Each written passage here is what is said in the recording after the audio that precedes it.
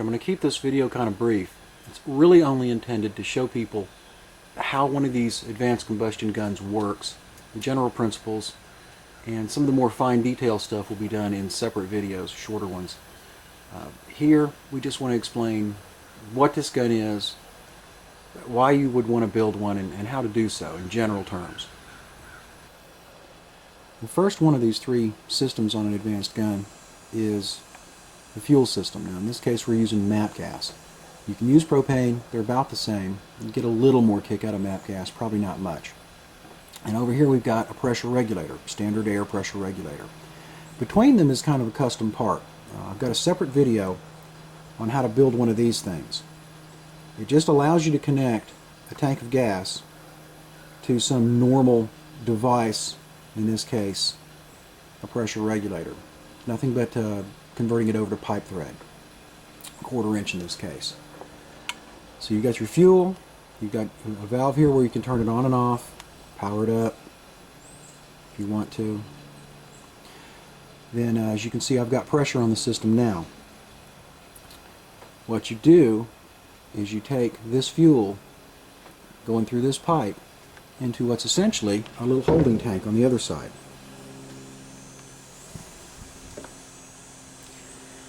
This is a ball valve and a couple of sizers, piece of pipe, a couple more sizers down to the ball valve, and then it goes from there into the gun. The idea here is really pretty simple. The extra gas that you squirt in here when we do this, that puts pressure into the pipe. You close this one. When you open this one, you get a little squirt of gas into the gun. It's that simple. The only tricky part is a little bit of math you have to learn about pressure, temperature, volume, that kind of math, physics stuff that we all learned in high school. I'm going to do a separate video on the fuel system and the math you have to do for that. It's really not that complicated. So with the fuel system, what you're able to do is get the exact amount of fuel you need in the gun to get the absolute best possible explosion. Something you can't do with an aerosol gun. Now the second system on one of these is for mixing that fuel with the air. Inside of these guns you'll see something like that. It's nothing more in this case than a 70mm fan for a computer. Got a little box up here, some batteries in it, and the fan's bolted inside. It's difficult to see here, but all I've done is mount some little L-shaped mounts and then bolted the fan right to those little mounts on the inside. I overdid it. I'd used all 4 of them. You probably could have got away with 2. But that's really all that is. In this case I've got a nice one with an aluminum frame on it that'll probably last forever. This thing's got a couple of 100 shots on it. Never had a problem. Hasn't melted, warped, anything. It just keeps going. Now the third system on this gun is the electronic ignition. In this case I've used a gas grill sparker or a gas heater sparker, either one. Basically it's just a little AAA battery, and we'll take a look inside the box here. All I've done is take the unit that I bought, I think I paid about 20 bucks for it, and weld on a couple of wires to modify it for this particular use. Now these wires are special, I should mention this. This is I think 40 kV wire. It's wire that's made not to let the spark go between the 2 wires. With high voltage you have to watch that because they will jump right between the wires, right through the insulation. The website for this I'll put up on here. You can get this anywhere if you just Google it. You can buy it all over the internet. It's not terribly expensive, and there's a few places where you can get it for, by the foot. But this is crucial. If you don't put this right kind of wire in here, all it's going to do when you press the button is you're going to get a spark here. Now it's going to that's just not what you want to do. There's another way to do this too, by the way. This is a stun gun. Basically, there's a bunch of different places you can learn how to modify one of these. Maybe I'll do a video someday. Idea is that you just take a couple of pieces of this high voltage wire I was talking about, and you weld them on to the points in the front of the gun. In this case I've got a little piece of PVC I've split and filled with some filler just to keep it steady so it won't tear up. Made it durable. But you can get a heck of a spark out of one of these. So Got this gas grill sparker here. And I've got it modified to be wired to these high voltage wires, and they go into the inside on a couple of screws. I'll give you a look at that in a second here. So let's get a look at how that spark works.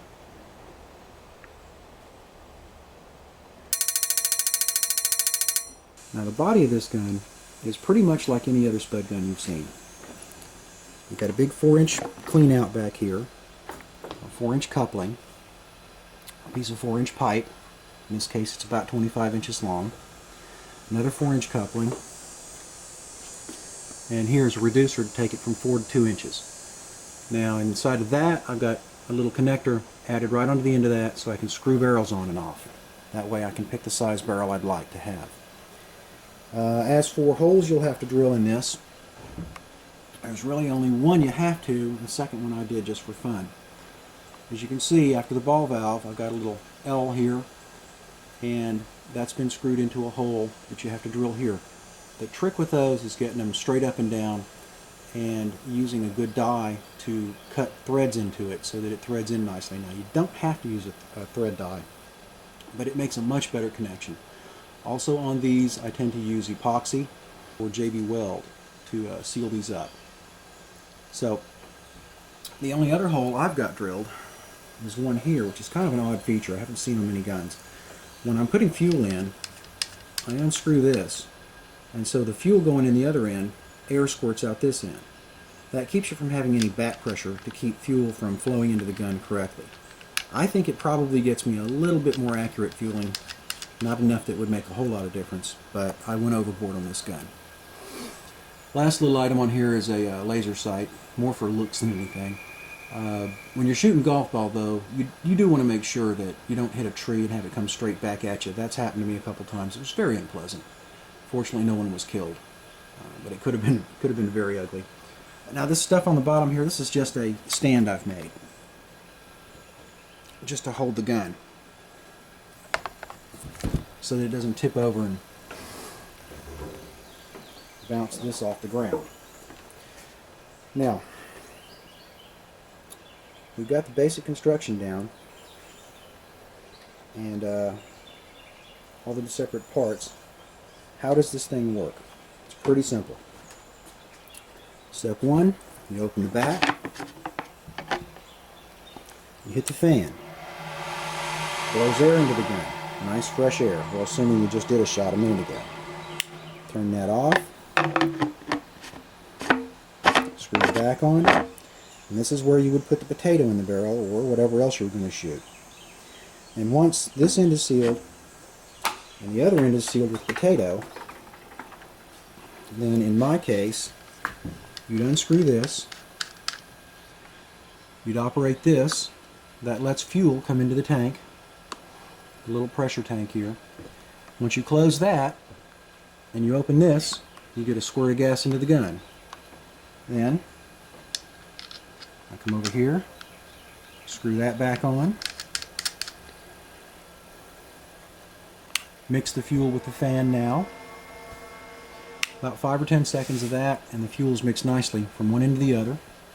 And then as soon as you hit this button, it's going to go bang. It just doesn't ever misfire. None of this click, click, click, click, click, bang business. That's the nice thing about this gun, is it takes the Spud stuff from being an art, like it is with an aerosol gun, to being an actual science. Wait, we gotta blow something up before this video's over.